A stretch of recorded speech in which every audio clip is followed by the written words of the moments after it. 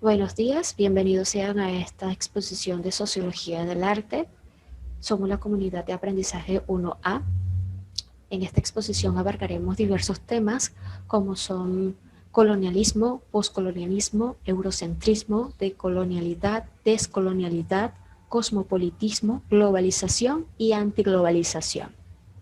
Este grupo está conformado por María Álvarez, Ángelia Zócar, Melina Barreto, Laura Cabello y mi persona, Itali Camacho. Ahora adentremos a los temas. Mi nombre es Laura Cabello y mi primer punto a exponer va a ser el colonialismo. El colonialismo es un sistema que tiene como objetivo primordial el control y dominio económico, político y social de una región por medio de la implementación gubernamental extranjera. También existe la tendencia de identificar así a los acontecimientos ocurridos durante el siglo XV, cuando fue descubierto el territorio conocido como las Indias o el Nuevo Mundo, es decir, América, y seguidamente en el siglo XVI, cuando se da inicio a la conquista europea en el continente americano, africano y asiático. Evidentemente, el colonialismo, como hito histórico, abarca muchas disciplinas, como la política, la geopolítica, la economía, la ciencia, la religión, la cultura, y es indudable que estos acontecimientos que marcaron la historia, hablando específicamente en este caso de América, tuvieron repercusión en las artes. A continuación voy a hacer una pequeña cita del historiador guatemalteco Jorge Luján Muñoz, que me pareció importante destacar en esta exposición. En toda región conquistada se inicia de inmediato el proceso de trasplantar la cultura del vencedor, lo que conlleva en principio la supresión, en lo posible, de la cultura del vencido. Cierro la cita. En el caso de Hispanoamérica, las regiones que fueron colonizadas por los conquistadores europeos, como consecuencia de estos acontecimientos, la mayor parte de las tradiciones, costumbres o estilo de vida de los aborígenes fueron abolidas en su totalidad. Los indígenas se vieron en la premura de adaptarse al nuevo sistema implantado por los colonizadores, un nuevo lenguaje, nuevas autoridades, nuevas deidades. Los incas y los aztecas, es decir, las civilizaciones prehispánicas más desarrolladas del continente americano, fueron doblegadas por el poder imperial español. La clase política local dominante era la teocrática, es decir, los amerindios basaban sus creencias en actos mágico-religiosos y que eran los responsables de ordenar y mantener vigente el arte aborigen a través de la arquitectura, la escultura, la música, la literatura, la artesanía, entre muchas otras disciplinas. Todo esto fue derrocado por los europeos y como consecuencia la cultura prehispánica, que era alimentada y sustentada por sus artistas, empieza a desvanecerse.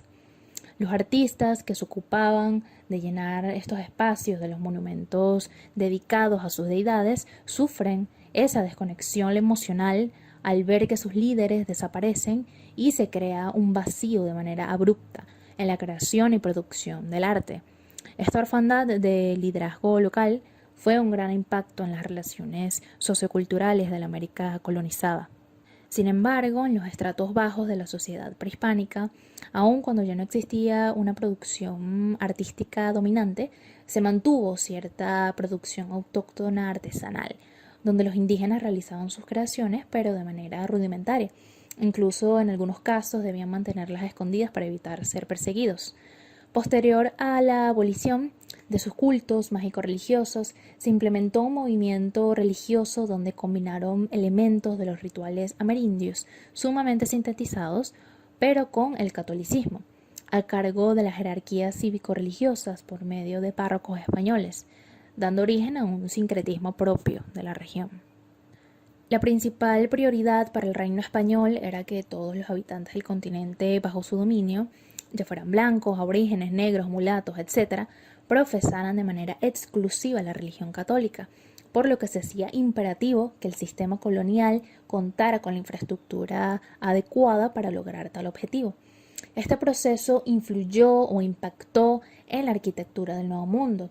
Se creaban asentamientos de los colonizadores llegados de la península que contaban con una plaza central y amplias calles circundantes. Así sucedió en la gran mayoría de las regiones conquistadas. También se diseñaron ciudades para los aborígenes, pero eran ciudades más pequeñas y de calles más estrechas. También existió una fuerte relación entre la arquitectura religiosa y todo el arte que ocupaban dichos espacios. Por ejemplo, elementos como retablos, bancos para los feligreses, esculturas, pinturas, confesionarios, entre muchas otras cosas. Muchos autores han indicado que es muy fácil percibir la similitud entre las artes y la arquitectura de la península con el Nuevo Mundo.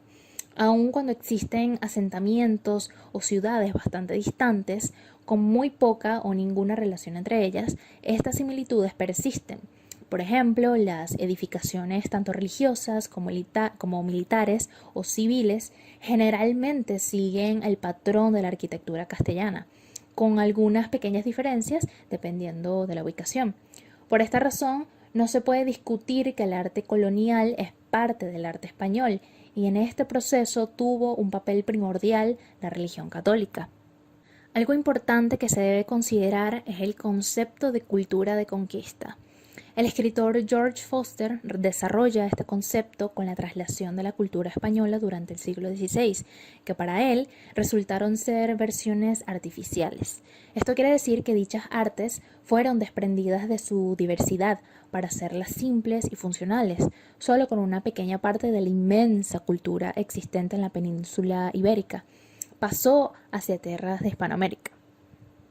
Una consecuencia de esta migración artística fue el nacimiento de lo que se puede considerar como el arte criollo, que siempre aspiraba a acercarse al de la península. Sin embargo, no dejaba de ser un arte imitativo. Esto dio como resultado un arte distinto, por estar en un nuevo ambiente y que debía resolver situaciones locales, como el uso de materiales apropiados al clima, riesgos sísmicos o de terrenos inestables.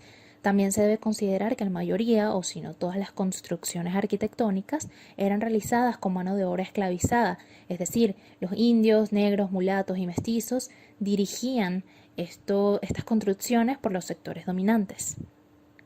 Al ser el arte religioso el predominante, los asentamientos aborígenes estaban bajo estricta vigilancia para evitar que se produjeran manifestaciones artísticas distintas a la impuesta por la religión católica. Por esta razón, las creaciones artísticas primordiales eran cerámica y textilería, para uso particular, y en las que predominaban las manifestaciones prehispánicas. Nunca pudieron desarrollar otras artes como la pintura o escultura, ni grandes desarrollos arquitectónicos que respondieran a sus antiguas creencias. Por lo tanto, esta sociedad indígena se empobreció, viéndose obligada a aceptar las expresiones artísticas de los colonizadores.